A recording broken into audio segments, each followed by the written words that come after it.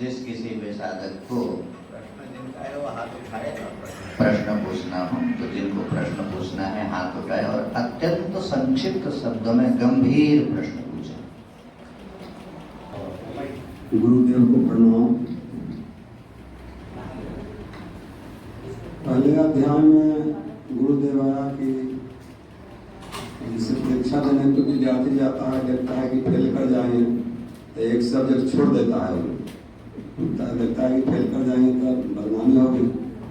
तो परीक्षा रूप में हॉल में गए अर्जुन जी, तो देखे कि कहीं फेल कर जाए तो युद्ध करने से इनकार कर गया। उनको भगवान कहा कि भाई राज्य मिल जाएगा, जीतेगा तो वीरगति को प्राप्त करेगा तो स्वर्ग मिल जाएगा। ये उनको संतुष्टि नहीं हुई। 11वें अध्याय में अपना विराट रूप दिखाए अर्जुन जी को। अर्जुन जी को विराट रूप दिखाते हैं तो देखते हैं कि उनके मुख में द्रोणाचार्य और भीष्म पितामह सबके सब उनके मुख में जा रहे हैं और पांडव के सेना के लोग भी जा रहे हैं। तो अर्जुन जी ने बोला कि भाई यह क्या बात है? तो भगवान ने कहा कि हम सबको मारे हुए हैं, तुम केवल निमित्त बन जाओ।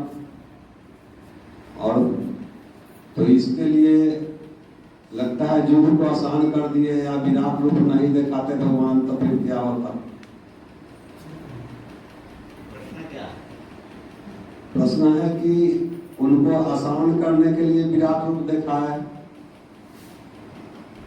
या विराट रूप दिखाने का भगवान को क्या तात्पर्य था, क्या प्रयोजन था?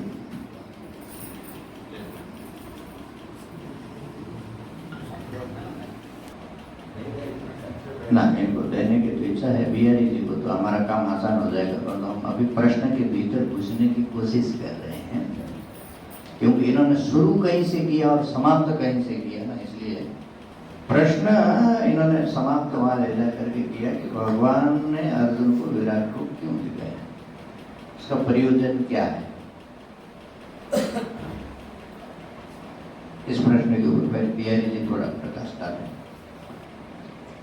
भगवान ने अर्जुन को विराट रूप दिखाया, किस प्रयोजन से दिखाया? विराट रूप का प्रयोजन क्या है, यही प्रश्न है मुख्य। अर्जुन युद्ध में जैसे ही प्रवेश करते हैं और दोनों सेनाओं का जब निरीक्षण करते हैं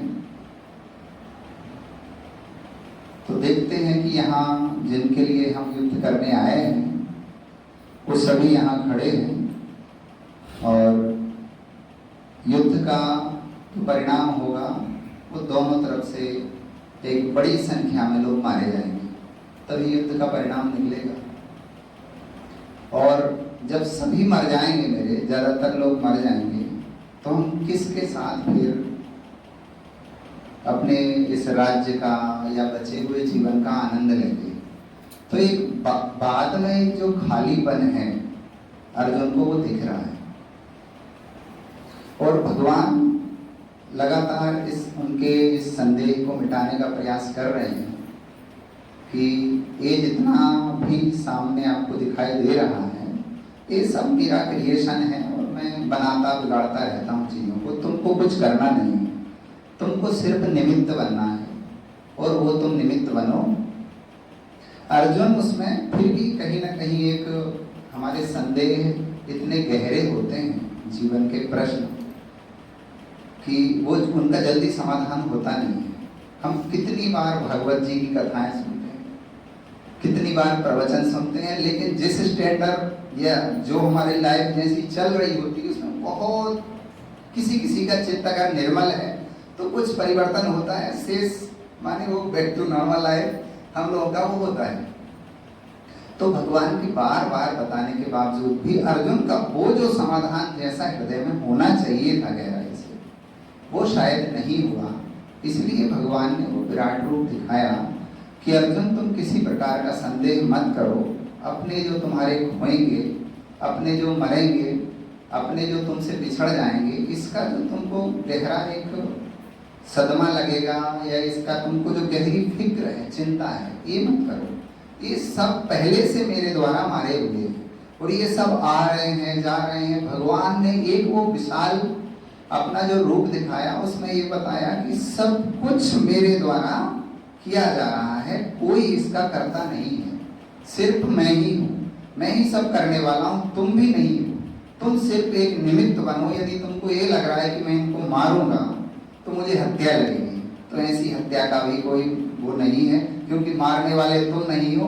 मैं तो इनको पहले से ही सबको मार चुका हूँ, सब मरे हुए हैं, तुम तो बस एक निमित्त बनो। तो ये निमित्त बनाने के लिए अर्जुन को, और अर्जुन के जो गहरे संदेह हैं, अर्जुन के जो गहरे प्रश्न हैं, उनके समाधान के लिए भगवान ने विराट रूप दिखाया, ऐसा लगता है।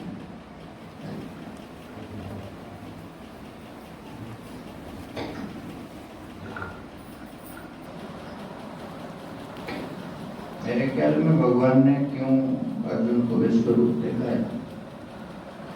अर्जुन का भगवान का मैटर लफड़े में हम लोगों को काय पड़ना। उन्होंने दिखा दिया, उन्होंने देख लिया।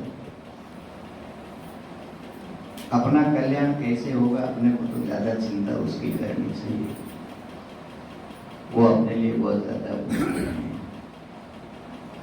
गीता जी के जब घटनाक्रमों को देखते हैं, गीता जी का जो विस्तार होता है, भगवान की किसी बात को अर्जुन जब ठीक से समझ नहीं पाते हैं, उसमें और कुछ संभावना देखते हैं, तो अर्जुन के लिए वो एक प्रश्न का आधार बनता है। अर्जुन उस आधार पर एक प्रश्न उठाते हैं और भगवान उस प्रश्न का जो योग्य समाधान होता है वो देते हैं। घटनाक्रम में 10वां अध्याय जब आया तो भगवान की विभूतियों का जो खंड खंड खंड खंड प्रकाश है, ये वर्णन 10वें अध्याय की पूर्णाहुति में भगवान ने बताया कि मेरी विभूतियों के विस्तार का तो अंत नहीं है। संक्षेप में मैंने तुमको जितना संभव था उतना बता दिया। बहुत बताने से क्या फायदा, इतना तुम समझ के रखो कि मेरे एक अंश में ये पूरा ब्रह्मांड, पूरा जगत स्थित है। तो अर्जुन के मन में फिर ये जिज्ञासा सहज हो गई कि भगवान का वो रूप कैसा होगा, वो ऐश्वर्य कैसा होगा जिसमें, जिसके एक ही अंश में ये पूरा ब्रह्मांड समाया हुआ है। तो अर्जुन ने फिर ये प्रश्न पूछा कि यदि मेरे लिए आप संभव मानते हैं कि आपके उस रूप का और उस ऐश्वर्य का मैं दर्शन कर सकता हूँ, जिस रूप में एक अंश में पूरा जगत खड़ा है, आप मुझे दिखाइए। अर्जुन ने प्रश्न किया और भगवान ने दिखा दिया। बस इतनी सी बात।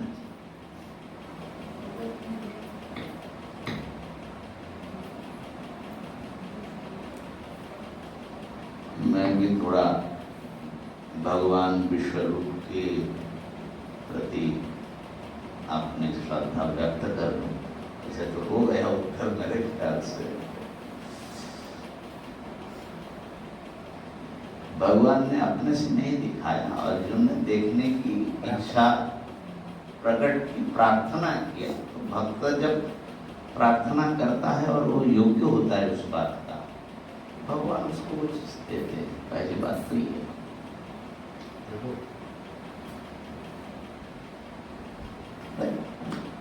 अर्जुन ने कहा द्रष्टुमिच्छामि ते रूपम ऐश्वरम पुरुषोत्तम। आपके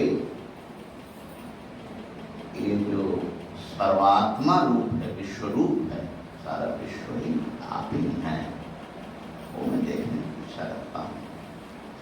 भगवान ने कहा ठीक है, देख लो। और उसके साथ में भगवान ने उसको दिखाते हुए ये भी कह दिया कि यहैकस्थं जगत् कृत्स्नं पश्याद्य सचराचरं मम देहे गुणाकेश यच्चान्यत् द्रष्टुमिच्छसि। मेरे इस स्वरूप में, एक सत्ता में सारे जगत देखो। जैसे समुद्र में सारे तरंग होते हैं, ऐसे ही एक परम चैतन्य स्वरूप परमात्मा में सारा विश्व चराचर सब कुछ है।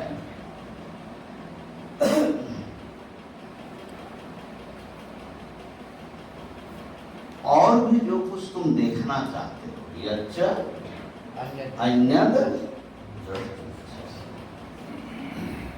तो भगवान समझ रहे थे कि अर्जुन को सबसे बड़ी चिंता युद्ध का परिणाम क्या होगा, इसलिए उन्होंने वो दिखा दिया कि ये सब मारे जा रहे हैं, खा रहे हैं। तो अर्जुन देखना चाहा, भगवान ने दिखाया, परिणाम का भी अर्जुन ने दर्शन कर लिया। अब ये है कि अर्जुन बहुत आश्चर्यान्वित और भयभीत हो गए। फिर पूछा कि आप कौन है, माने जिसको मैं जानता हूँ वो तो कहाँ गायब हो गए, मेरा सखा। तो भगवान ने परिचय दिया, मैं काल हूँ और सारे लोक को क्षय करने वाला मैं ही हूँ, और इस समय मैं बहुत उग्र रूप में हूँ, माने बहुत कुछ मैं खत्म करूँगा। तो फिर ये ऋणम च भीष्मम च जयद्रथम च कर्णम, तो उसका परिणाम जो है अर्जुन के मन में क्या हुआ, क्या उतने मात्र से, माने भगवान ने आदेश तो दिया कि तुम निमित्त बन के काम कर, अर्जुन को गाइड भगवान ने किया उस विश्व रूप में, लेकिन उतने मात्र से अर्जुन का निर्णय हो गया कि मुझे युद्ध करना है, ऐसा लगता नहीं। विश्वरूप देखने का फल नहीं है कि मैं युद्ध करूंगा, जो आप कहोगे वही करूंगा, ऐसा नहीं बताया। बल्कि अर्जुन पूछते गए, जैसे आपने कहा 18वें अध्याय में भगवान जब अपना उपदेश पूरा करते हैं तो भगवान अर्जुन के ऊपर छोड़ देते हैं कि मैंने जो तुम्हारा मंगल समझा वो मैंने बताया, ये कर्तव्य है, परंतु यथेच्छसि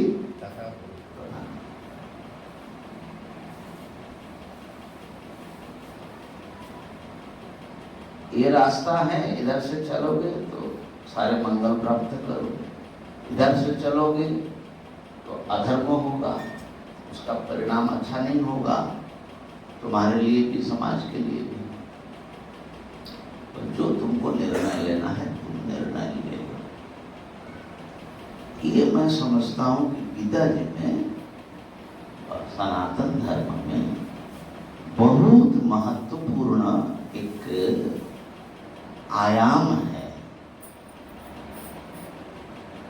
माने जो सारी दुनिया चला रहे हैं वो आपके ऊपर निर्णय अपना थोप नहीं रहा है। कितनी बड़ी बात है। हम थोड़े एक पावरफुल हो जाते, थोड़े पद पर आ जाते हैं तो हम चाहते हैं कि हमारे अनुसार सब चले।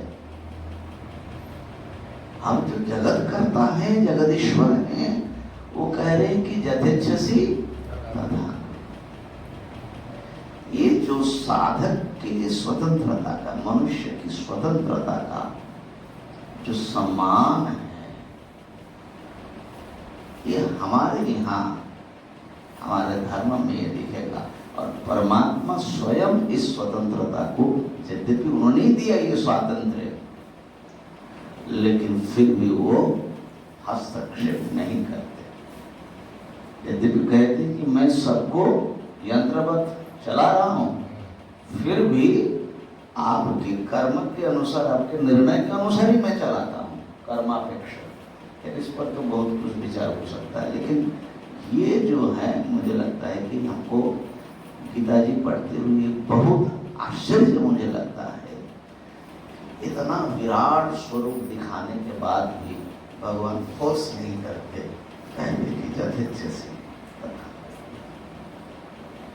हरि ओम। कोई प्रश्न? हाँ माँ। प्रणाम स्वामी जी।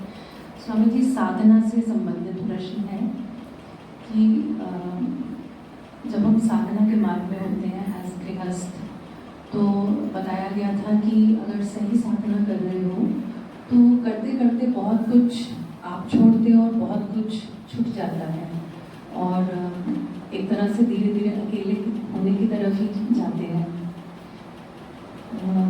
ऐसा कुछ लग रहा था, तो लगा कि तो बहुत अच्छा, शायद सही मार्ग पे है।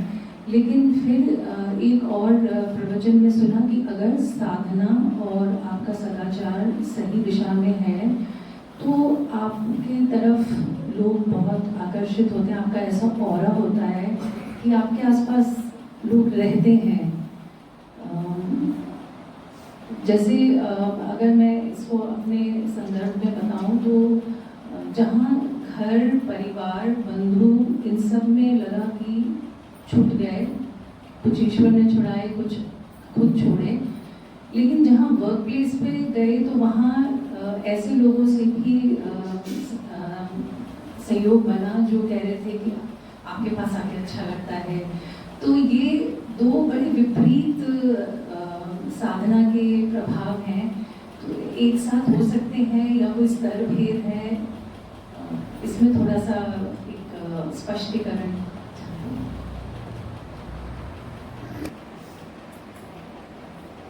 मेरे ख्याल में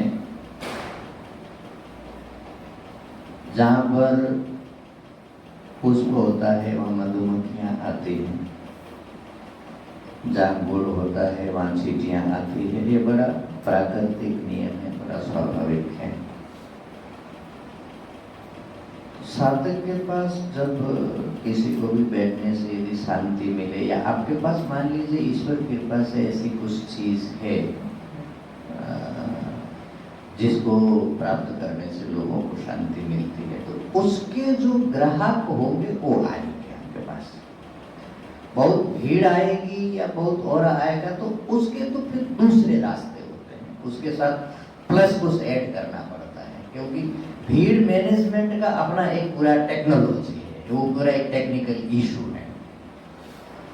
केवल मान लीजिए जैसे एक प्रसिद्ध होता है, आजकल प्रेमानंद जी बहुत फेमस हमारे नए महात्माओं में, और बड़े अच्छी बातें, बड़े सम्मानित भी हैं और बड़ी प्रसिद्धि, माने देश विदेश तक जो है उनके बड़े फॉलोअर्स हैं और लोग उनका दर्शन करने के लिए आते हैं।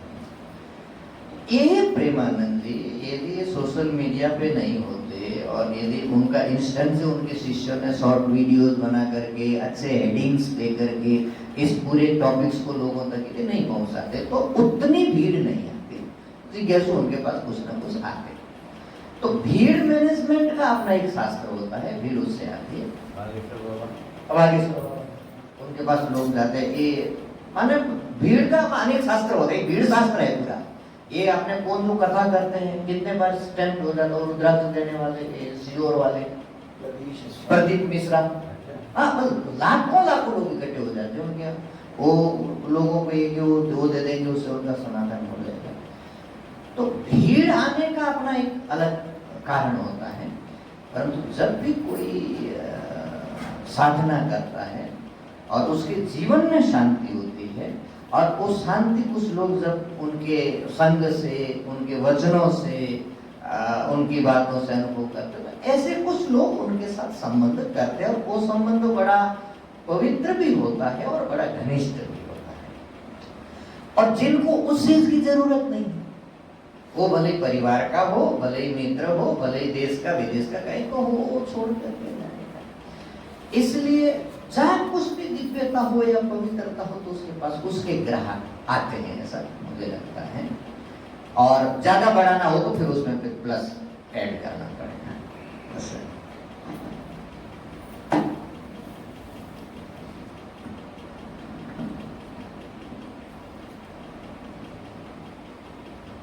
भगवान शंकराचार्य जी अपने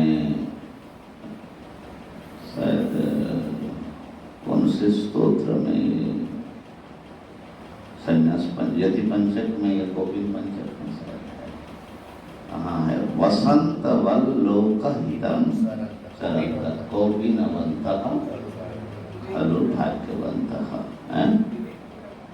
नहीं, ये जो है कौबिन पंचकम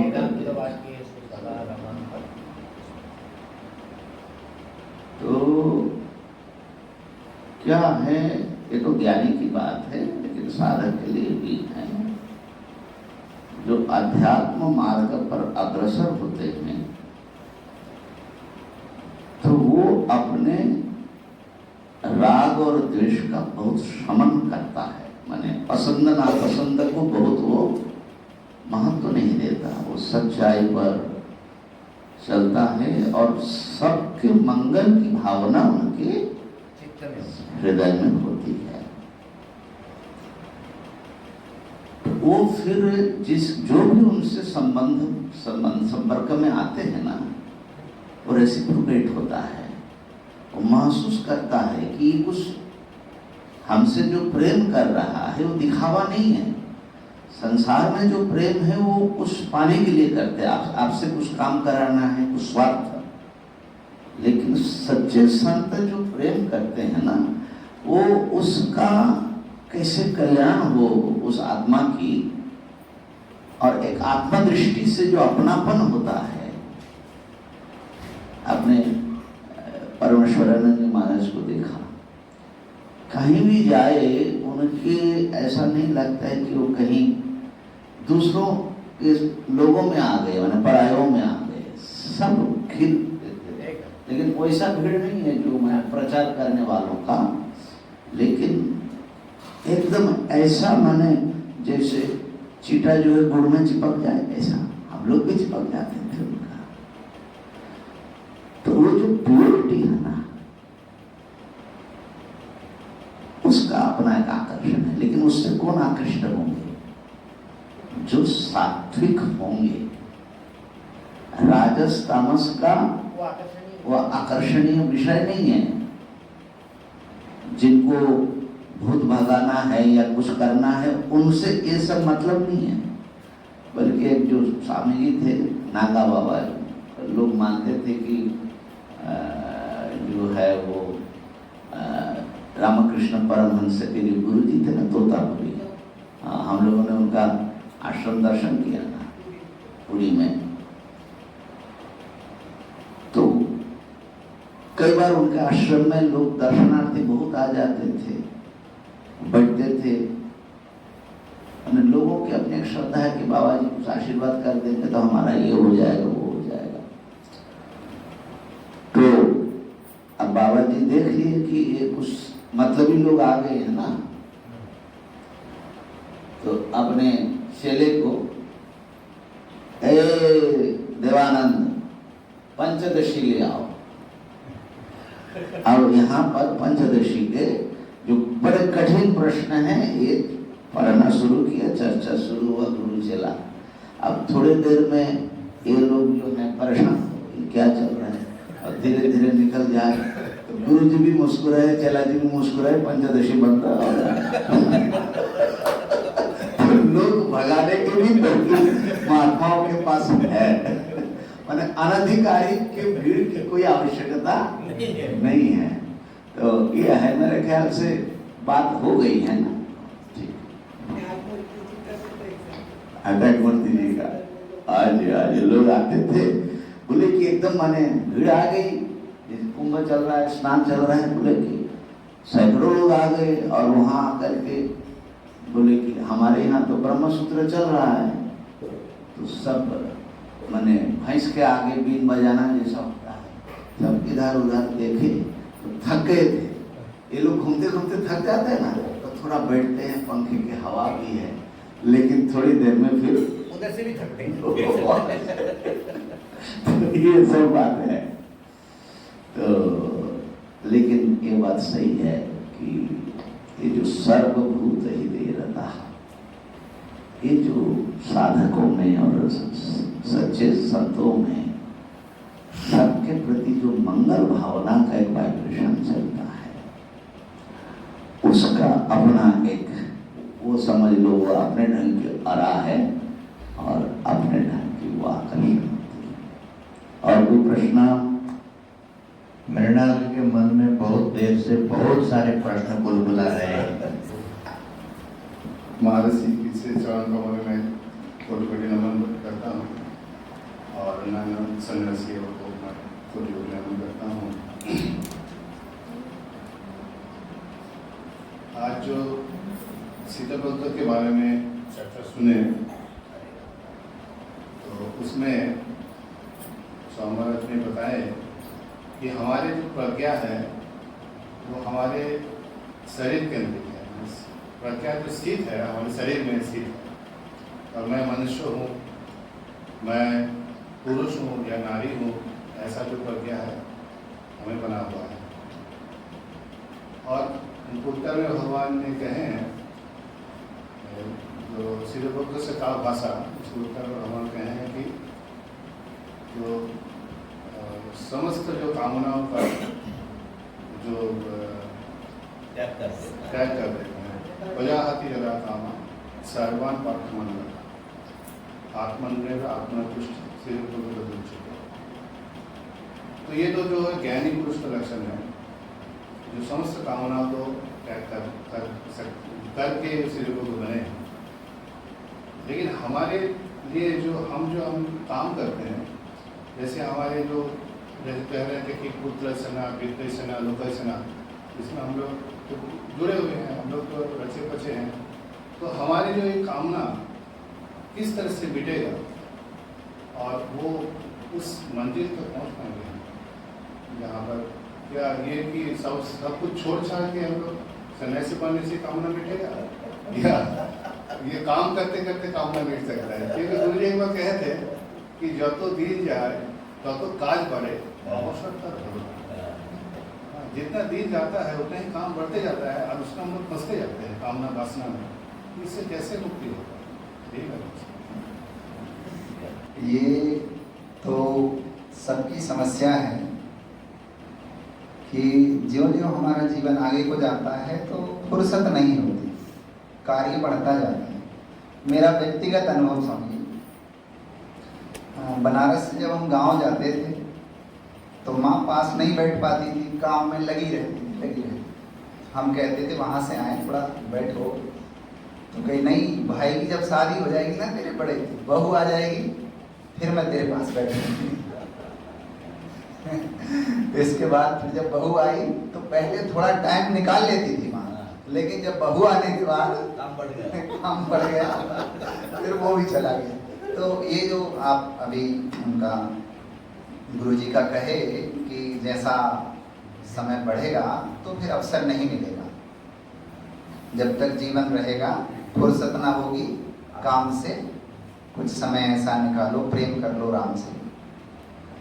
तो रास्ता तो देखिए इसी जीवन से निकालना है कि काम करते एकदम सीधा सन्यासी तो हम हो भी नहीं सकते और होना भी नहीं चाहिए। जब तक अंदर से वैसा वैराग्य ना आए तो वैसे सन्यासी होने से कोई लाभ नहीं है। तो रास्ता यहीं से निकलेगा और मुख्य ये है कि हम जो भी कार्य कर रहे हैं अपना वो ईमानदारी से करें, सच्चे भाव से करें, सच्चे मन से करें, सेवा भाव के साथ ही अपना घर परिवार का जो भी पालन करना है, खेती किसानी व्यापार अपना जो भी है उसको इस हिसाब से करें कि ये मेरा एक कर्तव्य है और ईश्वर अर्पण बुद्धि से या मुझे ये काम मिला है इसलिए मैं इसको कर रहा हूँ। ईमानदारी के साथ अपने कार्य को करें और ये सोचते रहें कि ये कार्य करने से या इन वस्तुओं के मिल जाने से मेरा कल्याण होने वाला नहीं है, ये भी अंदर चलता रहना चाहिए। अगर ये भाव रहता है कि ये संसार की जितनी भी वस्तुएं हैं मैं इनको कितना भी अचीव कर लूँ इससे मेरा तो तृप्ति होने वाली है नहीं। हमसे बड़े बड़े लोग, अभी टाटा चले गए, ऐसे बड़े बड़े लोग, मतलब क्या होता है उससे, कितना भी हमारे पास धन दौलत आ जाए, वस्तुएं आ जाए, उनसे भरते तो हम हैं, वो बिल्कुल दूर की वस्तु है, वो धीरे धीरे समझ में आता है। तो यदि हम इस भाव से कि ये संसार की जितनी भी वस्तुएं हैं इनसे मेरा कल्याण होने वाला नहीं है, इस भाव के साथ जब हम अपने जीवन जीने लगते हैं, ये जल्दी होता नहीं है। इसके लिए एक बहुत सत्संग की आवश्यकता है, ईश्वर कृपा चाहिए, गुरु कृपा चाहिए और सबसे पहले आत्म कृपा चाहिए कि हम उसकी तरफ बढ़ें। सबसे पहले तो हम अपने आप कल्याण की जो भावना है उसमें पीछे रहते हैं। हम अपने ही ऊपर कृपा नहीं करते, आत्म कृपा सबसे बड़ी है। पहले स्वयं के ऊपर दया करें। हम जो इतने फंसे हुए हैं, इतने जो लगे हुए हैं ना, इससे थोड़ा सा रिलैक्स होकर सोचें कि इससे हमारा कुछ होने वाला नहीं है। कई लोग करके चले गए हैं, कई कर रहे हैं, परिणाम वही शून्य है। तो इसलिए एक त्याग पूर्ण जीवन जीने का प्रयास करें और हम सत्संग का मार्ग अपनाएं, ईश्वर भक्ति करें और भगवान आगे चल के कृपा करेंगे तो वो अवसर भी आएगा कि हमारा कल्याण का मार्ग प्रशस्त होगा।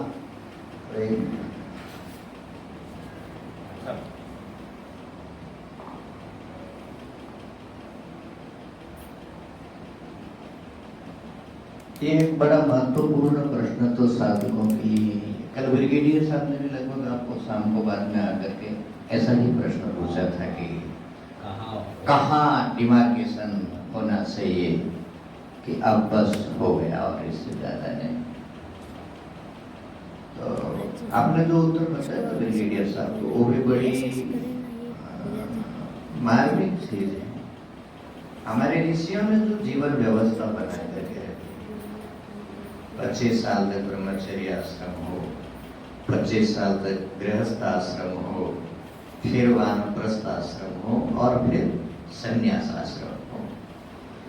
कम से कम आदमी यदि इसको भी ईमानदारी से यदि फॉलो करे और तब आश्रम के जो धर्म है उस धर्मों को यदि अपने जीवन में ईमानदारी से लाने की कोशिश करे तो एक जो कंटिन्यूस इवोल्यूशन है उसके अध्यात्म जगत का, वो जो एक प्रोसेस में बढ़ करके ऊर्ध्वगति की ओर निरंतर जाता है, वो प्रोसेस उसका कंटिन्यूस चालू रहेगा। इसको साधक को अत्यंत ईमानदारी से करना चाहिए, नहीं तो काम बनेगा नहीं। बहुत सारे लोग अपने आप को इस ढंग से समझाते हैं कि संन्यास की जरूरत नहीं है, हम जहाँ बैठे हैं समय जब आएगा तब सब छोड़ देंगे। सब होता नहीं, चीज इतनी सरल नहीं। पकड़े रखने की वासना जन्म जन्मांतर की है, आप झट से कैसे छोड़ देंगे? आप यदि उसको, भगवान ने बताया सदा तद भाव भावितः, किसी भी चीज को आपको अंत में भी यदि जीवन के अंतिम मुहूर्त में आपको यदि अचीव करना है, आपके चित्त में सदा तद्भाव भाविकता तदाकारिता वृत्ति होनी चाहिए। व्यक्ति यदि मेंटली प्रिपेयर्ड नहीं है त्याग करने के लिए सिंसियरली, तो वो खतरे में है भैया, उसका भला नहीं हो सकता। उसको फिर एक पुनरपि जननम पुनरपि मरणम पुनि मुनि जननी जठरे शयनम ये संसारे खलु दुस्तारे कृपया पारे पाहि मुरारे, ये भोगना पड़ेगा। इसलिए सिंसियरली इसके प्रति व्यक्ति को, साधक को सावधान होना चाहिए। मनुष्य जन्म मिला दुर्लभमेव त्र्यमेत देवानुग्रह हेतुकम मनुष्यत्व मुमुक्षुत्व महापुरुष संश्रय, तो बड़ा अच्छा योग मिला है तो सदुपयोग कर लेना चाहिए।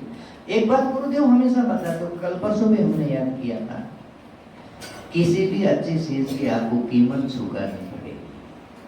तो कीमत चुकाने के लिए आपको तैयार होना पड़ेगा। आपको अध्यात्म फ्री में यदि आप पाना चाहते हो, हमारे बच्चे भी ठीक चले, हम जैसा चाहे उनको ऐसा चलाए, परिवार को भी हम जैसा चाहे वैसा चलाए, बिजनेस भी हम जैसा चाहे ऐसा चलाए, और उनके भीतर बैठे बैठे सन्यासी हो सकते हैं, हम कृष्ण तो हो सकते हैं, तो हमारे लिए काम बड़ा कठिन है।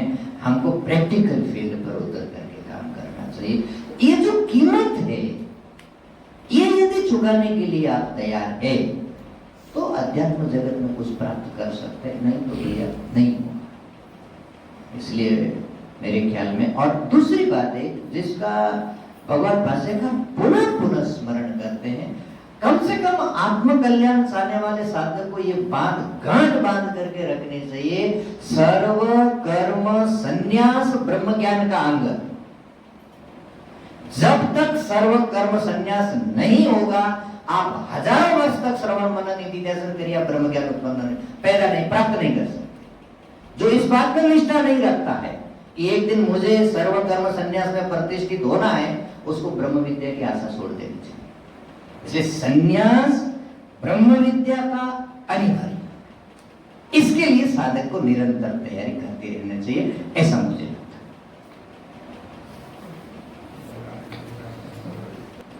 ऐसा तो मैं मृणाल को तो मैं बहुत वर्षों से जानता हूँ। उसके मन में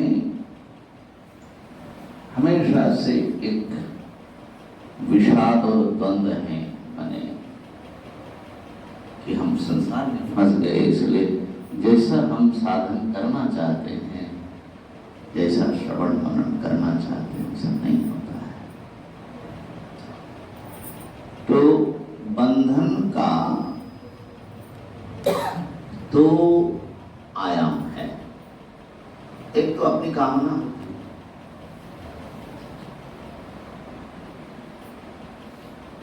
और अपनी चाहत से हम फंसते हैं। दूसरे जो थोड़े जागरूक आत्मा है, वो तो जब फंस गए उस समय, लेकिन बाद में जब जागृति आई तो तब तक तो वो फंस चुके हैं। और फिर कर्तव्य की भावना होती है, माने जब हम गृहस्थ जीवन में प्रवेश किया, हमारे स्त्री हैं, पुत्र हैं, माता पिता है, सबके प्रति हमारा कर्तव्य है। कर्तव्य की एक भावना जो है वो भी कई बार वैराग्य होने पर भी हमें बांध के रखता है। और मेरे ख्याल से जो हम लोग महात्मा बने हैं, इस भावना से दो चार होने के बाद ही माने किसी तरह घर से निकले, माने चाहे ना चाहे, लेकिन हमारा एक फर्ज है। ये जो बात है ना, ये भी एक बड़ी चीज है। तो लेकिन उसका भी एक सीमा बनानी चाहिए, कर्तव्य अनंत नहीं होना चाहिए।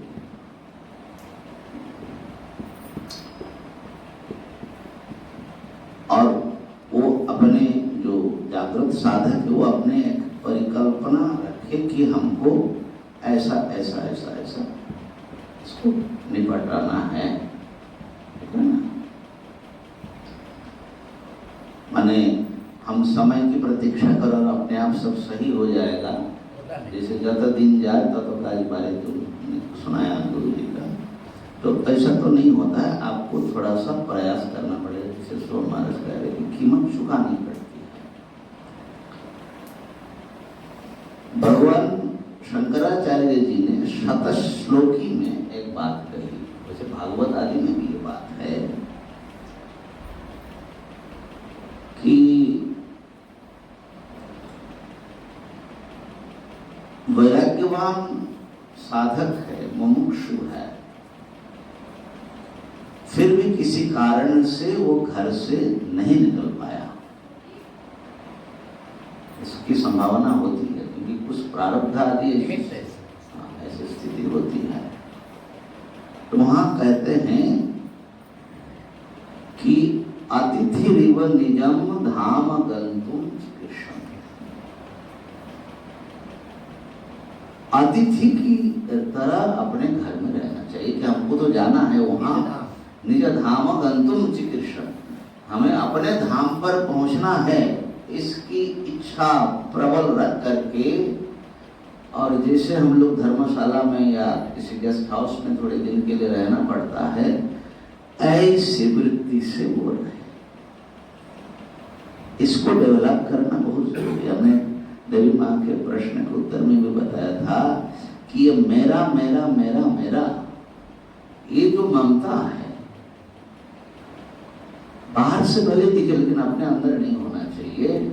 अपने अंदर मेरा केवल ईश्वर है और मैं ईश्वर का, ये अगर डेवलप कर सकते हो तो ये सारी चीजें जो प्रतिबंधक है वो छट जाता है। और निश्चित ही इसके लिए भगवान से प्रार्थना करनी पड़ती है।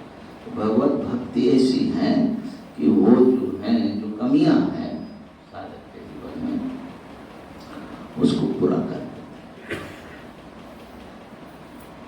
ईश्वरानुग्रहात् पुंसां द्वैतवासना, भगवान के अनुग्रह से सब संभव होता है।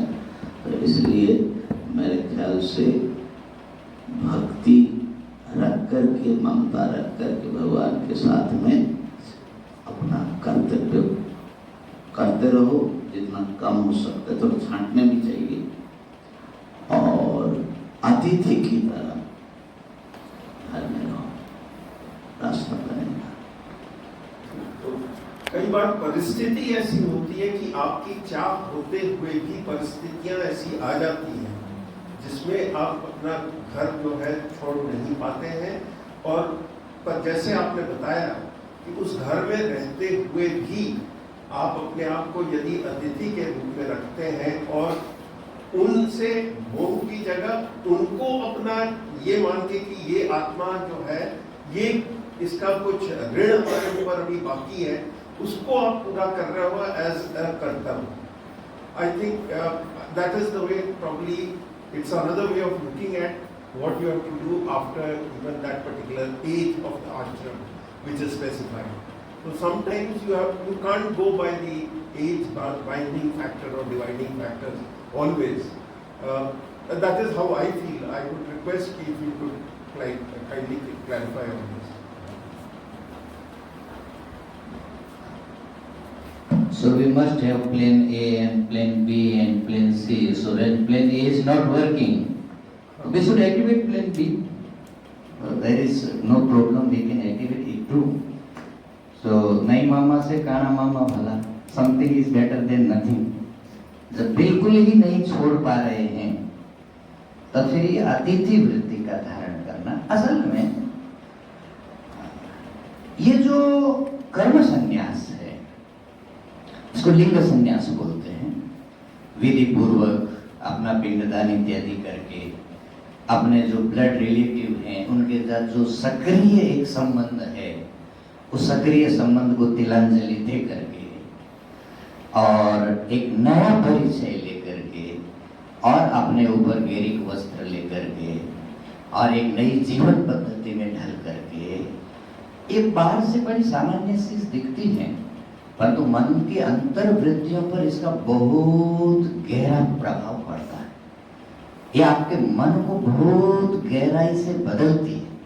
संसार के भीतर जो विशेष करके ब्लड रिलेशन के कारण हम जो डीप रूटेड हैं, वो डीप रूटेड से आपको सडनली अपरूटेड होने के लिए इस चीज की जरूरत पड़ती है। घर में रह करके अतिथि भाव का अभ्यास किया जा सकता है, वो अच्छी बात है, परंतु वो हमारी रूट्स वहाँ की वहाँ पड़ी रहती है, वहाँ से हम टोटली अपरूट हो नहीं पाते हैं और वहाँ कुछ ऐसी परिस्थिति आएगी कि हमारे जड़ों में जल देती जाएगी, तो हमारे जड़ों को और मजबूत ही वहाँ किसी न किसी रूप से करते जाएगी। या तो वैराग्य इतना प्रबल हो कि हम वहाँ उनसे अपने आप को निर्लिप्त रख पाए, और नहीं तो फिर परमात्मा, तीसरा प्लान सी जो है फिर परमात्मा है कि उनके ऊपर डाले भगवान अब तुम करोगे तो होगा, हमारे बस की तो बात नहीं है। इसलिए इस संन्यास के लिए कहा जाता है काषाय वस्त्र धारणेन नरः नारायणो भवेत्। जब व्यक्ति संकल्प पूर्वक विधि पूर्वक काषाय वस्त्र धारण करता है, गैरिक वस्त्र धारण करता है, तो नर में नारायणत्व का प्राकट्य होता है।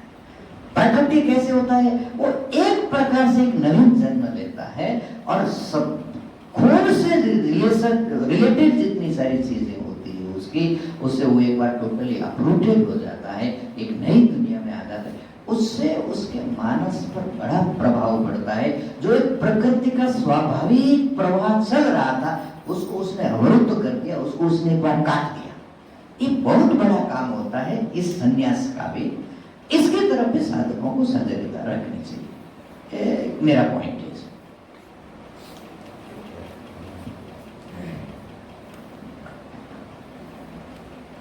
बहुत बार कर्तव्य के नाम पर हम अपने आसक्ति को परिपुष्ट करते रहते हैं। ये बहुत जागरूक ना हो तो अपनी आसक्ति को समझ पाना बड़ा कठिन होता है। तो एक तो वो ध्यान रखना है, और दूसरी बात जो परिस्थिति की बात आ रही है सबसे बड़ा जो प्रश्न होता है किसी को घर छोड़ करके आने में, वो है सिक्योरिटी रीजन। हम कहाँ रहेंगे, क्या खाएंगे। खास करके जो लंबा जीवन जी लिया, हम लोग तो कूद गए थे तब उतना समझ नहीं था, लेकिन इस उम्र में कूदना हो तो बड़ा तो एक कोई आज सुबह भी शायद मैंने कहा था, क्रिटिकल मोमेंटम होता है, वो जो रॉकेट जाता है ऊपर, तो धरती के बंधन को पार करने के लिए खास ढंग की स्पीड की उसकी जरूरत होती है। उससे कम होगा तो फिर घूम करके इधर ही गिरेगा, ठीक है ना। तो क्या वेलोसिटी, एस्केप वेलोसिटी, हाँ ठीक है। तो वो एस्केप वेलोसिटी के लिए जो है, अब कई लोग महात्माओं में एक बार कूदा फिर थ्रस्ट कम था, 6 महीना 1 साल बाद फिर वहीं घुसा। माने हमारे गुरुदेव भी बोलते हैं, उनके स्वयं ही 1 साल घूम घाम करके फिर घर आए थे। अब घर आने के बाद ऐसा वातावरण देखा कि वो तो थोड़ा 1-8 महीने में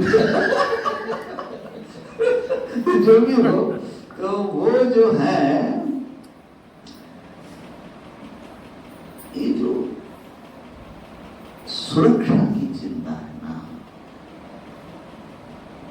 एक बहुत बड़ा प्रश्न है। और जब तक ईश्वर में आपका थोड़ा मजबूत भरोसा ना हो, या अपने प्रारब्ध में जो है वो होगा,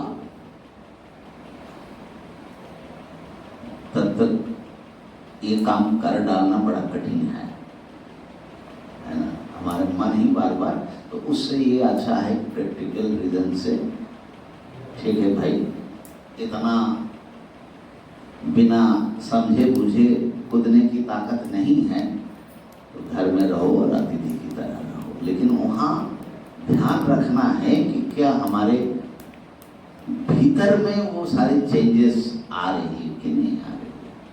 अच्छा, हम जब कूदे तो हमको जो है पता नहीं, माने इतनी मूर्खतापूर्ण बात अभी लगता है कि क्या खाएंगे उसकी चिंता आई ही नहीं।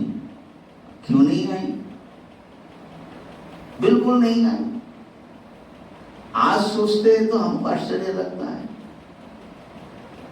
माने हमको साधु बनने से पहले अखंड महाराज जी थे वहाँ अगरतला में, बोले देखो तुम घर में जो है जब चाहे भूख लगती है माँ को जाकर के बोलते हो कि माँ ये खाना है, मिल जाता है। आश्रम में ऐसा नहीं होगा, वो टाइम टू टाइम मिलेगा। हमको लगता था कि हम इतना बड़ा काम करने जा रहे हैं, क्या बता रहे हैं, एकदम आत्मा है। तो कभी खाने पीने की चिंता हमारे मन में आई नहीं। तो वो तो एक बचपना ही समझ लो, उन्हें जिंदगी का अनुभव नहीं था। लेकिन हो सकता है कि उस पूर्व संस्कार ऐसे सब काम करता है। तो अनेक जन्म संसिद्ध तो गति पूर्वाभ्यासेन तेनैव ह्रियते। ये ऐसा परमेश्वरानंद जी कौन महात्मा की कथा सुनाते थे? वो तिब्बत वाला का, गंगोत्री से ऊपर से उतरा और वहां से खींच करके प्रकृति जो है उसको, मैंने वो महात्मा की बात ऐसी है कि वो स्वामी जी मिले थे, बहुत पुरानी बात है। तो पूछा कि आप इधर से कहाँ से आ रहे हैं? मैंने एकदम महात्मा जैसा नहीं है, कुछ ऐसे ही तिब्बती जो वो होते हैं नहीं, पहाड़ के जो भेड़ चराने वाले जो लोग होते हैं ना, लामा भी। तो उन्होंने बताया कि मेरा काम था कि मैं सुबह उठ करके खा पी करके अपने भेड़ों को लेकर के चला जाता था, छोटा बच्चा। बोले फिर कुछ दिनों में एक ऐसा भाव आने लगा कि जब हमको घर में वापस जाना हो तो हमको बड़ा डर लगे, मैं घर में वापस नहीं जा सकता। तो 1-2 दिन तो संघर्ष करके गया, एक दिन फिर मैं जा ही नहीं पाया। देखिए मैंने कैसा विचित्र बात है। और फिर बोले कि हम फिर रह गए गुफा में, फिर वहां से चल दिए, मैंने वहां से दक्षिण की तरफ, और फिर कई दिन चलते हुए मैंने घास पत्ता ऐसा खा करके जीवन धारण करते हुए गंगोत्री के ऊपर किसी पहाड़ टपक करके वो देखा, तो नीचे बोले कि इसे गेरुआ वाले महात्मा को देखा तो इतनी खुशी हुई कि अपने लोगों के बीच में आ गए। अब देखिए, माने ये तो भगवान ने छठे अध्याय में कहा ना, पूर्वाभ्यासेन तेनैव ह्रियते यवशोऽपि सः। तुम चाह करके भी जा नहीं सकते हो घर में, माने वो रिश्ता ऐसा है कि घर छुड़वा देते हैं। तो वो भी एक चीजें होती हैं, और जन्मांतरीण एक संस्कार भी काम करता है, साधना भी काम करती है। अब भूख तो सबको लगी गई होगी। और कल का ध्यान जो है गुरुजी ही कराएंगे, बाकी शायद परिस्थिति जो भी हो, अब दुनिया में कहीं भी कराए, यहाँ कराए, गंगा किनारे कराए, रास्ता ठीक हो गया मोटा-मोटी। रास्ता ठीक हो गया मोटा-मोटी, मिन्नल अभी आया ना, प्लान कर दिया, चलने लायक हो। ओम पूर्णमदः पूर्णमिदं पूर्णात् पूर्णमुदच्यते पूर्णस्य पूर्णमादाय पूर्णमेवावशिष्यते।